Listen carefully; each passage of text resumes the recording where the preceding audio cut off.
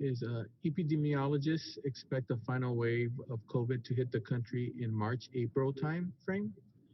Given that we are far from herd immunity, what is the County of San Mateo's East Palo Alto health officer doing to have a multilingual education campaign focused on the basics of COVID protection, such as mask wearing, ventilation, avoiding indoor socializing, etc.? So I'll take that one, Dr. Chabra.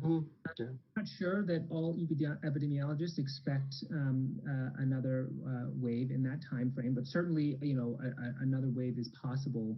There's actually a lot that's been in place and continues to be in place to get out the information about the essential protective behaviors that residents can take to protect themselves before we reach that herd immunity status. So since the beginning of the pandemic, through the health department and through the Joint Information Center and in our Emergency Operations Center, as well as the county's Office of Community Affairs, we've been promoting key safety actions and elements in multiple languages, both in traditional media as well as social media.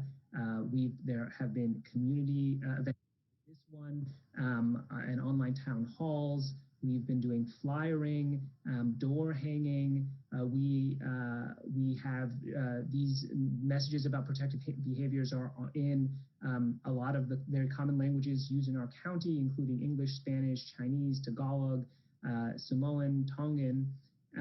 We've been doing postcards. We also, like so many things that happen in our county, it's not just us. We work with our partners and our local CBOs and the cities to help also amplify those messages in culturally and linguistically and locally appropriate ways. So there's multiple pathways on that. We by no means are thinking that this is done and we don't have a very important public information component of the pandemic response.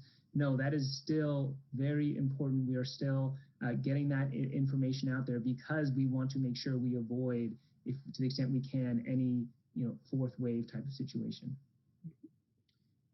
So, Wilfred,